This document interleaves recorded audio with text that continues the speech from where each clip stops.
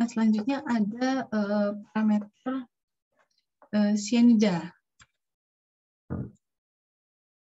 Oh, ini dulu. Sebelum ke cyanida, kita ke parameter COD dulu. COD itu merupakan parameter yang digunakan untuk mengukur banyaknya senyawa kimia di air.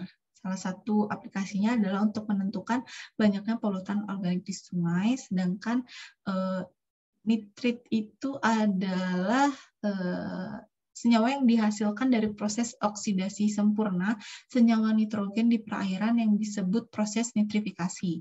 Nitrifikasi yang merupakan proses oksidasi amonia menjadi nitrit adalah siklus nitrogen dalam kondisi aerob.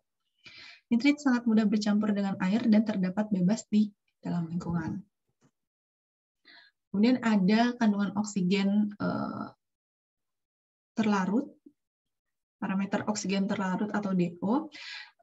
Kandungan oksigen dalam suatu perairan merupakan salah satu parameter kimia dalam menentukan kualitas air yang tingkat kebutuhannya dari tiap-tiap perairan berbeda antara perairan satu dan lainnya. Dan ada juga parameter sulfida atau H2S, ya. Ini merupakan pengendapan mineral tanah dan zat-zat asam dari air hujan, merupakan faktor alami siklus kadar asam dan faktor pendorong terjadinya tingkat pencemaran terbesar yaitu aktivitas manusia maupun industri. Zat-zat asam ataupun basa akan mengikat kadar oksigen dalam air sehingga menyebabkan tingkat pencemaran air meningkat. Kemudian ada parameter cyanida atau CN. Ini kemungkinan berasal dari buangan pertambangan yang menggunakan cyanida dalam proses produksi, dan salah satunya adalah tambang emas, dan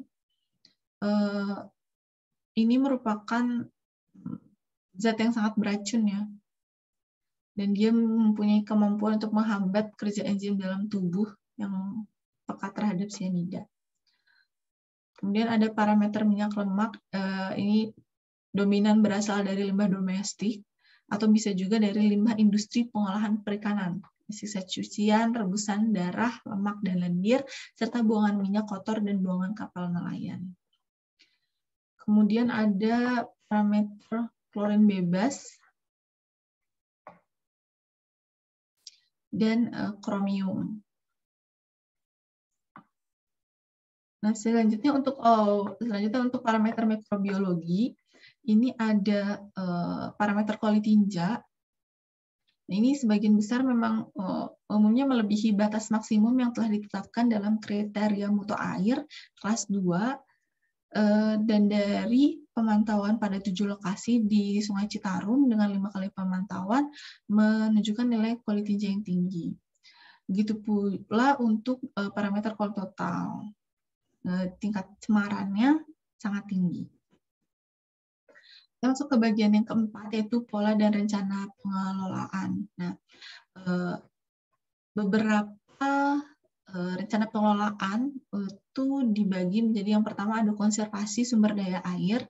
Ini salah satunya adalah dengan melaksanakan kegiatan Gerakan Nasional Kemitraan Penyelamatan Air, pembangunan cek dam dan ground seal di des kritis, penataan sempadan sungai, penataan oxbow atau kalimati, pengelolaan kualitas air, dan pembangunan embung. Kemudian untuk pendayagunaan sumber daya air, yang pertama ada pembangunan jaringan irigasi baru, kemudian ada persiapan pembangunan bendungan Sadawarna Subang, rehabilitasi jaringan irigasi Jatiluhur, rehabilitasi jaringan irigasi Selatan Jatiluhur, pembangunan prasarana air baku yang mendukung SPAM Regional Metropolitan Bandung, pembangunan prasarana air baku pedesaan, pengembangan rehabilitasi dan operasi, dan pemeliharaan rutin jaringan irigasi air tanah, operasi dan pemeliharaan rutin bendung, serta pemeliharaan berkala bendung. Untuk pengendalian daya rusak air, ada program normalisasi anak Sungai Citarum, rehabilitasi banjir Citarik, pembangunan floodway Ciangkui, peningkatan kapasitas Sungai Citarum Hulu, rehabilitasi sungai-sungai Citarum Hulu, rehabilitasi tanggul kritis Sungai Citarum Hilir, normalisasi sungai dan pengamanan perkuatan tebing sungai, pemeliharaan prasarana pengamanan pantai pada 9 lokasi. Kemudian ada juga sistem informasi sumber daya air, di mana termasuk pengelolaan sistem informasi hidrologi, hidrometri dan hidrometeorologi, rehabilitasi pos hidrologi, serta pengelolaan kualitas air. Diharapkan juga bisa meningkatkan peran serta masyarakat dengan pemberdayaan, pembentukan dan pelatihan, operasionalisasi, serta pemberdayaan kelembagaan sumber daya air. Nah, di samping itu semua, ada juga rencana pola dan rencana pengelolaan yang disusun berdasarkan versi sendiri. Nah, jadi berdasarkan data yang dapat diperoleh dari pola dan rencana yang diterbitkan oleh Balai Besar Wilayah Sungai Citarum, dapat ditarik kesimpulan terdapat beberapa isu kritis yang perlu dicari solusinya dengan segera. Dalam dokumen tersebut diperoleh bahwa isu-isu kritis yang perlu disoroti antara lain ketahanan pangan, ketahanan air, ketahanan energi, erosi, sedimentasi, dan banjir. Nah, diawali meskipun pola dan rencana pemanfaatan wilayah Sungai Citarum telah disusun, namun sebagian besar rencana tersebut berpusat pada penyelesaian secara teknis. Sebagian besar solusinya didominasi pembangunan infrastruktur baru. Padahal, jika ditelaah lebih lanjut, isu yang terjadi pada wilayah Sungai Citarum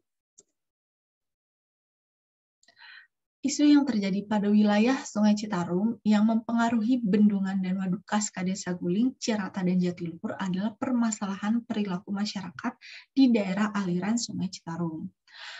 Bendungan dan waduk adalah sebuah infrastruktur publik, dan seperti infrastruktur publik pada umumnya, nilai keandalan infrastruktur tersebut juga perlu dilihat dari segi kebermanfaatan terhadap masyarakat, khususnya masyarakat di sekitar infrastruktur itu dibangun. Dengan begitu, tujuan utama pembangunan infrastruktur baru bisa dinyatakan berhasil. Dengan kata lain, keberhasilan suatu infrastruktur juga bergantung pada perilaku masyarakat sekitar yang dapat mempengaruhi operasional infrastruktur. Salah satu metode yang dapat diaplikasikan adalah Theory of Planned Behavior. Dengan metode ini bisa mendapatkan gambaran bagaimana masyarakat melihat permasalahan Citarum dan sejauh mana memahami kondisi yang terjadi. Selain itu, berdasarkan konsep tahapan teknis, dikenal juga istilah Sidelakom dan atau Exit Lakom.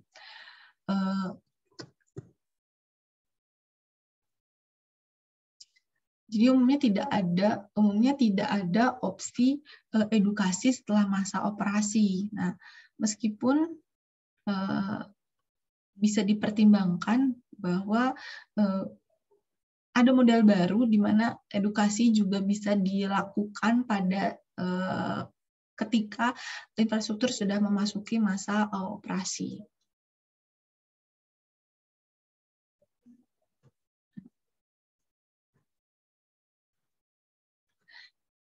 Kemudian diidentifikasi isu dan permasalahan yang terjadi. Untuk ini berkaitan dengan isu-isu yang sudah disampaikan sebelumnya. Ada isu ketahanan pangan. Permasalahan dominan yang dilihat adalah semakin berkurangnya area persawahan dan digantikan dengan permukiman serta kawasan perkotaan. Kemudian untuk isu ketahanan air, permasalahan dominan adalah rendahnya kualitas air akibat tercemarnya air sungai. Untuk isu ketahanan energi adalah mahalnya biaya investasi pembangunan instalasi pembangkit tenaga air. Untuk isu erosi dan sedimentasi, permasalahannya adalah masih banyak rumah di bantaran sungai yang tidak mengikuti aturan tata kota dan kecenderungan penanaman vegetasi konsumsi. Tingginya tingkat erosi akan mengakibatkan banyaknya volume sedimen yang terbentuk yang masuk ke dalam waduk. Untuk isu banjir, tidak hanya permasalahan minimnya kapasitas tampungan sungai, pemanasan global atau drainase yang kurang memadai, namun juga pengelolaan sampah yang sampai dengan saat ini masih mencemari beberapa ruas wilayah Sungai Citarum.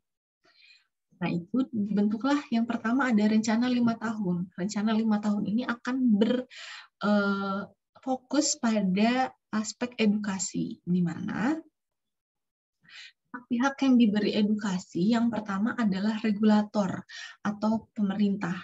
Sebagai institusi yang merumuskan kebijakan, pihak ini perlu mendapat edukasi mengenai sebuah kebijakan yang bisa memayungi seluruh atau mayoritas penerima manfaat. Bisa diaplikasikan dengan penyusunan kebijakan yang berfokus pada kemaslahatan masyarakat dan alam. Dengan kata lain, kepentingan masyarakat tidak akan selalu berada di atas, namun perlu dipastikan tidak merusak lingkungan, apalagi secara permanen. Nah, bukan berarti regulasi hanya sebagai formalitas ya, dan dia perlu dikaitkan dengan kondisi masyarakat yang ada. Ya, jadi dengan edukasi ini perlu dipastikan bahwa regulasi yang ada tidak semata-mata hanya sebagai formalitas dan perlu dikaitkan dengan kondisi masyarakat yang ada. Kemudian untuk operator, dia perlu mendapatkan edukasi tentang bagaimana mengoptimalisasi infrastruktur yang sudah ada. Hal ini perlu dilakukan karena tools atau alat dalam pengelolaan dan manajemen infrastruktur terus berkembang. Kemudian developer itu perlu mendapat edukasi mengenai teknologi terbaru yang memastikan biaya investasi wajar yang bisa dijangkau oleh regulator. Pada isu ketahanan listrik misalnya, bisa digunakan alternatif pembangunan micro hydropower plant yang diklaim paling profitable. User atau penerima manfaat adalah pihak yang paling banyak dan paling penting untuk diedukasi. Permasalahan utama bersumber dari penerima manfaat. Kuncinya adalah kesadaran untuk memperlakukan sampah dengan lebih baik. Sampah bukan merupakan tanggung jawab stakeholder saja, tapi perlu mulai ditanamkan bahwa kewajiban pembuang sampah tidak berhenti sampai sampahnya telah terbuang, tapi sampai sampah tersebut adalah sesuatu yang tidak lagi bisa dimanfaatkan. Kewajiban pembuang sampah tidak hanya berhenti sampai membuang sampah pada tempatnya, tapi perlu ditanamkan juga untuk memilah, memilih, dan mengurangi sampah.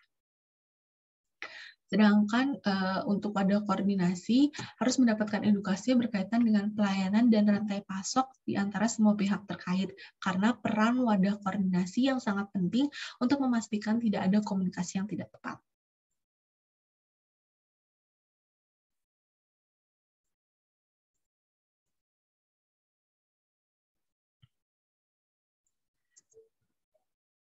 Selanjutnya, rencana 10 tahun itu berfokus pada konstruksi, di mana untuk isu ketahanan pangan diharapkan semakin banyak lahan yang bisa dikonservasi, namun tidak mengurangi produksi pangan per tahun. Untuk isu ketahanan air diharapkan kualitas air semakin baik, seluruh industri telah menerapkan pemrosesan air sebelum dibuang ke sungai. Untuk isu ketahanan energi diharapkan konstruksi micro hydropower plant telah dimulai. Untuk erosi dan sedimentasi diharapkan laju pertambahan sedimentasi kecepatannya berkurang. Untuk isu banjir diharapkan semakin banyak lokasi pemrosesan sampah dalam bentuk bank sampah dan laboratorium pengolahan sampah. Kemudian rencana 15 tahun itu berfokus pada operasi, di mana untuk isu ketahanan pangan diharapkan telah terbentuk kemandirian pangan khususnya untuk wilayah Jawa Barat. Untuk isu ketahanan air diharapkan kualitas air sepanjang wilayah Sungai Citarum telah menjadi layak pakai. Untuk isu ketahanan energi diharapkan konstruksi micro hydropower plant telah selesai dan masuk ke masa operasi. Untuk erosi dan sedimentasi diharapkan laju pertambahan sedimentasi dapat ditekan seminim mungkin. Untuk isu banjir, diharapkan sebagian besar rumah tangga telah mengolah sampah domestik sebelum dibuang. Kemudian rencana 20 tahun itu berfokus pada evaluasi, di mana untuk isu ketahanan pangan diharapkan telah menyumbang kemandirian pangan untuk skala nasional. Untuk isu ketahanan air diharapkan kualitas air sepanjang wilayah Sungai Citarum telah menjadi layak minum. Untuk isu ketahanan energi diharapkan telah berada dalam masa operasi optimum untuk micro hydropower plant. Untuk erosi dan sedimentasi diharapkan laju pertambahan sedimentasi dapat ditekan seminim mungkin. Dan untuk isu banjir, diharapkan seluruh rumah tangga telah mengolah sampah domestik sebelum dibuang. Nah, pada rencana 25 tahun adalah seluruh rencana di awal yang diterapkan, yang direncanakan di 5 tahun, sudah menjadi sebuah paten manajemen operasi untuk memastikan infrastruktur yang berkaitan dengan wilayah Sungai Citarum berfungsi dengan sempurna, baik teknis maupun penggunaannya. Nah, Sekian yang dapat saya sampaikan. Terima kasih atas perhatiannya. Semoga bisa ada manfaat yang diperoleh dari paparan yang saya lakukan. Silakan bisa disampaikan kritik atau saran apabila ada kritik atau saran yang perlu untuk disampaikan. Sekian dari saya. Wassalamualaikum warahmatullahi wabarakatuh.